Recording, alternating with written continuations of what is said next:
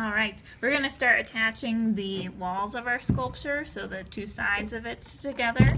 And we're going to again use those 3 S's, score, slip, smooth. So creating that texture, scoring the side. Then we're going to use our water as the glue. And we're going to place this on the side. Now before we do that, we probably also want to double check and make sure that our words are the right direction. And so we're good there. Let's go ahead and set this on here. Now initially this might stand up on its own. However, it's probably going to want to slip in or tilt over. So we are going to put a coil here on the inside to support that wall. Okay.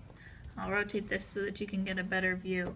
So we want to, again, smooth everything so nobody sees our seams here. So we're going to smooth this coil down into the square and up into the rectangle.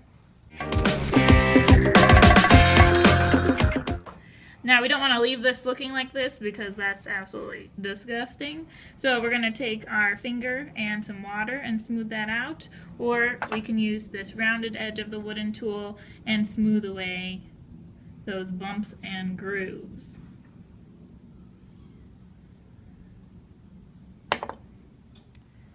Okay, if we're to check the outside edge of our block, we can see that our seam here is very visible, and again, we take pride in the work that we do. We care about good craftsmanship. We don't want to leave that visible, so we are going to come through and smooth that with the wooden tool. So going the opposite direction of the seam and smoothing out that clay.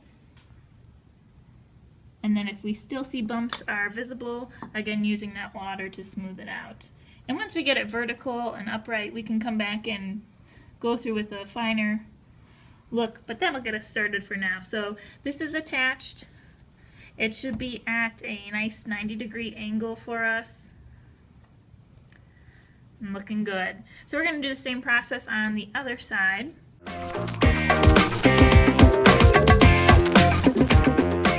We're ready to attach our back square. Oh, upside down. Flip it over. So at this point we do want to stand up our sculpture so that the walls aren't going to collapse on each other.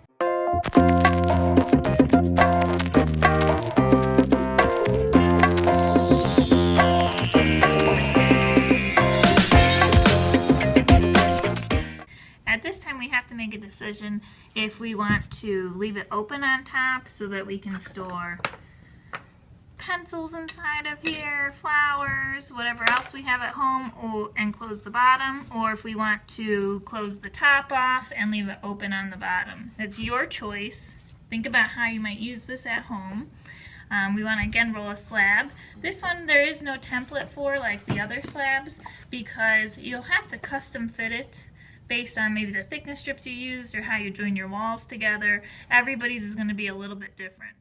So we're going to roll out the slab for the top or bottom. I always like to stay consistent with my thickness strips. I don't want one part of my project to be thicker or thinner than the rest of it. So I've kept the same thickness strips for my letters, for my walls, and now for either the base or the top.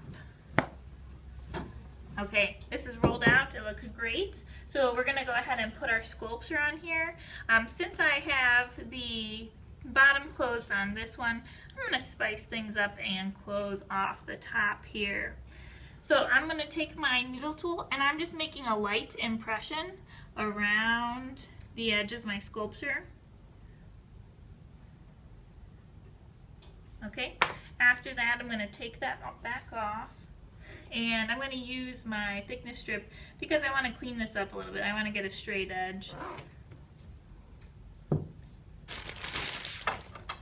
All sorts of obstacles today on this table here.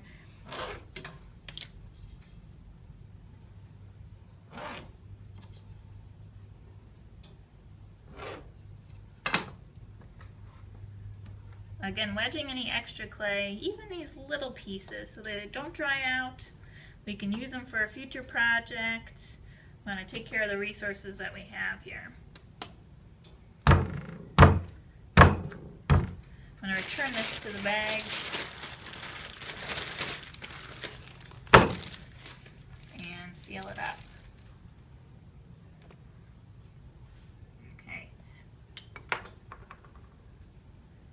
careful handling these walls. If you've really like dampened your project overnight, you really put some wet paper towels in with your project as you wrapped it up in the garbage bag, then please make sure that everything is aligned. There should be a nice 90-degree angle on there.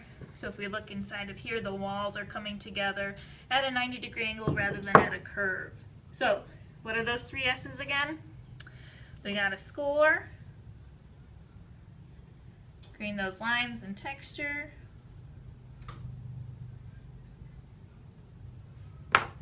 we're going to slip,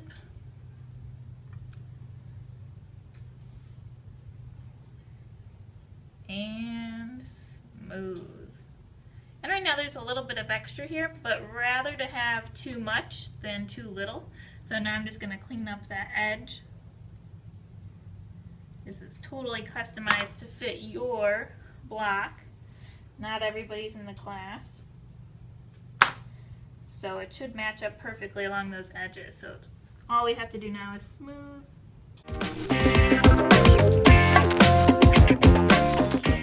This is now where I need to come through with that fine-tooth comb and clean up any bumps and grooves that I have on here that I don't want to be permanently fired into the clay. So I would get a paintbrush out from the cabinet, use my water cup, and go around and smooth that on. Right now I've just got a wooden tool, but I would do the same process with the paintbrush, smoothing out any bumps or dimples and making sure it is the best I can do. I do want to make sure for proper identification that I do sign the bottom edge of my project. And then I'm going to take it over to our class drying area so that my teacher knows that it is ready to go into the kiln and become bisque. So when it comes out, it'll be white like this. After it's been fired, all the first set of water will be removed, and now it's ready to do a glaze application, or I can use acrylic paint to complete my design.